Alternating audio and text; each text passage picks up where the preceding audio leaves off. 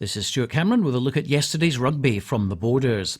And Gala began their campaign in the British and Irish Cup at Netherdale last night with a loss against Aberdeen by 31 points to 17. The Welsh opposition, who fielded 6 Ospreys, pounced on Gala mistakes and racked up a 20-point lead after the interval, thanks to a couple of tries by Isaiah Natoga. But 2 yellow cards in quick succession for Aberdeen let the Maroons back into the match, and tries from Stevie Cairns and Craig Robertson, both converted by Gregor Mean, brought the score back to 23-17. A mistake let the Welsh back in again, and a third try for them by fly half Paul Smithson put the result beyond Gala, with Sam Davis kicking his third penalty late on to seal the win. Reaction from Gala captain on the day, Chris Weir. Massively disappointment, but I felt that the team actually went really well. It's a big step up to play these guys when they've got a few professionals in there, semi-professionals, and at the end of the day, albeit we maybe had a couple of pros in there, but they only played kind of 10 minutes at the end and half time. But we certainly by no means let anybody down. We had a great support there that was on our backs and kept us going. And to be honest, if we got the bounce of the ball a couple of times, I think it maybe went our way.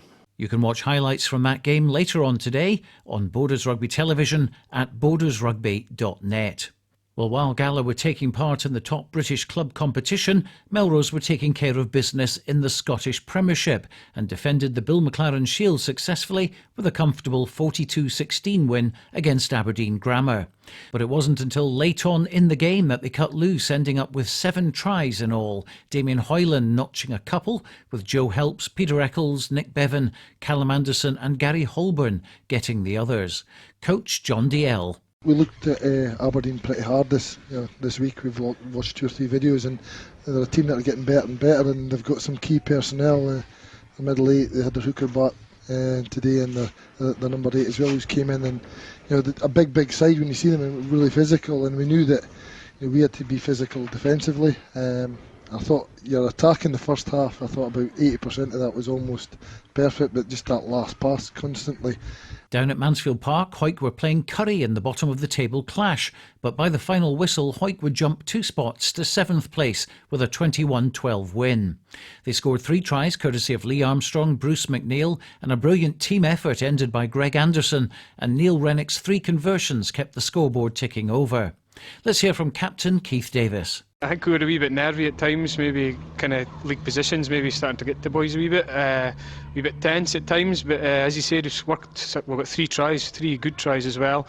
Just kind of sometimes maybe just a wee bit panicky at times, but that's just nerves I think as well. Being where we are, and it's a dogfight, bottom 2, it's always got to be that way, so it's never got to be a pretty game, but win's a win at the end of the day, and we can come on to next week and build on this, so hopefully get a bit of momentum going. That's another game we were covering, and you can see all 3 Hawick tries later on today on Borders Rugby TV. Into the National League, and Selkirk went on another try spree with 5 this week against Hillhead Jordan Hill. They won 35-13 with Angus Duckett getting a brace of tries, James Bett, Josh Welsh and Rory Banks getting the others.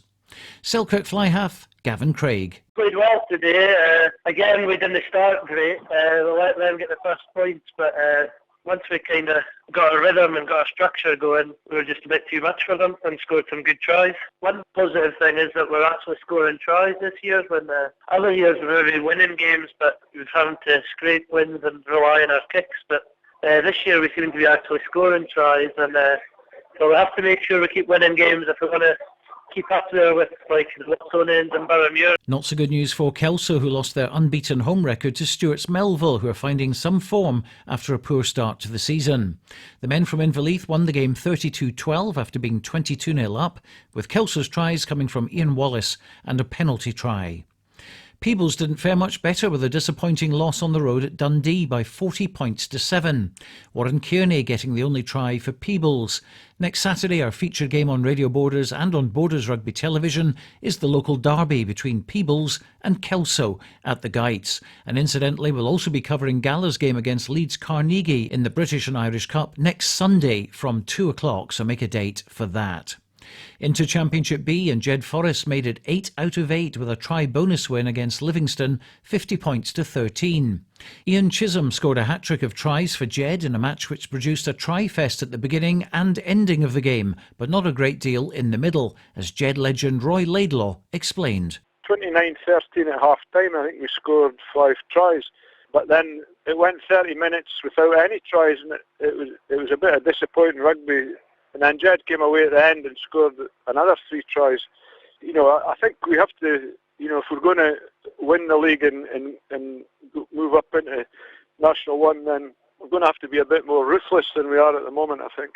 Hoyt YM slumped to a surprising 40 points to 8 loss at home to Haddington, Rory Scott scoring the only try for the Redskins. Let's have a look at the East League results involving Borders teams, and in Division 1, Duns got their first win of the season, Duns 22, Portobello 3.